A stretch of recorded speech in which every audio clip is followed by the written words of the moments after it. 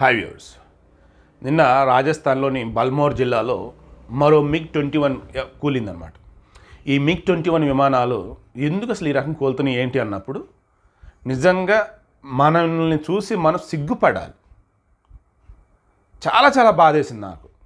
ఈ మధ్యకాలంలో దేశ రక్షణ గురించి, డిఫెన్స్ గురించి ఏదైనా మాట్లాడితే వాళ్ళు దేశద్రోహులని అంటున్నారు. నిజాలైనా మాట్లాడుకోవాలి కదా కనీసం.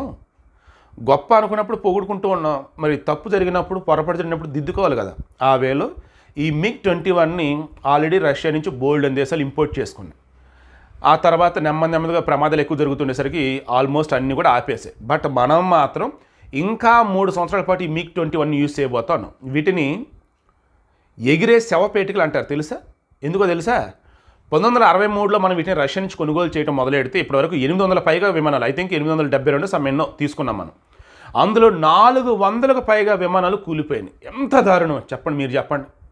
సగానికి సగం కూలిపోతే ఇంకా వాటిని కంటిన్యూ చేస్తూ ఉంటే ఏంటన్నట్టు 200 మందికి పైగా పైలట్లు కన్నుమూశారు.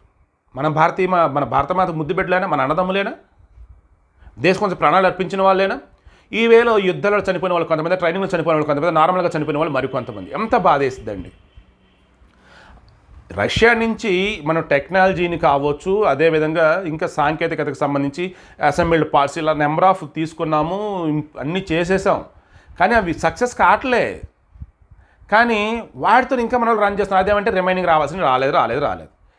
మీరు నమ్ముతలేదు, రష్యా నుంచి దిగుమతి చేసుకున్న మిగతా దేశాలు అన్నీ కూడా ఆ MiG-21 ఆపేసాయి, వద్దనుకున్నాయి. ఈవెన్ రష్యా సైతం ఎప్పుడు ఆపేసింది? రష్యా కూడా ఆపేసి నాకు తెలిసి 30 సంవత్సరాల పైన అవుతుంది. బట్ మన వాళ్ళు ఇంకా అవే చేస్తూ ఉన్నారు. ఎంత దారుణం. మేము ఇదిగో డిఫెన్స్కి ఎంత కేటాయిస్తున్నాం, అంత కేటాయిస్తున్నాం, అద్దెనిదని అంటా ఉన్నారు. ఈ రకంగా ఫెయిల్యూర్ అయినటువంటి దీన్ని మరి ఎందుకు రన్ చేస్తున్నారో అర్థం కావట్లేదు. ఎవ్రీ టైం ప్రమాదాలు జరుగుతూనే న్యూస్ చెప్పుకుంటున్నాం. బట్ కేంద్రం మాత్రం యాజ్గా ఆ MiG-21ని కంటిన్యూ చేస్తూనే ఉంది. అదేమంటే చివరికి ఏం చెప్తున్నారు, కొద్ది రోజులు 3 సంవత్సరాలు అయితే ఇంక వీటిని కూడా ఆపేస్తాం. ఈ 3 సంవత్సరాలు మళ్ళీ ఎన్ని ప్రమాదాలు జరగాలి, ఎంతమంది చనిపోవాలి? చాలా చాలా బాధాకరం. MiG-21ని ఫ్లయింగ్ కాఫిన్ అంటారండి. నిజంగా ఎగిరే శవపేటిక లాంటిది. అది ఎప్పుడు కూలిద్దో తెలియదు, ఎప్పుడు పేలిపోద్దో తెలియదు. రాజస్థాన్లో కూలినప్పుడు పెద్ద పెద్ద మంటలు వచ్చి నానా ఇది అయిపోయింది. అండ్ గతంలో కూడా ఎన్నో సందర్భాలలో ఇప్పటికైనా సరే ఆగా మేఘాల మీద వాటిని ఆపడం ఉత్తమం. అదేమంటే ఎయిర్ ఫోర్స్ వాళ్ళు ఏమంటున్నారు, లేదు ఇంకా 3 years టైం పెట్టిద్ది అంటూ ఉన్నారు. ఎంత దారుణం అండి ఇది MiG-21. కాబట్టి మీరు చెక్ చేసి చూడండి, ప్రమాదాలు చాలా ఘోరంగా ఉంటాయి.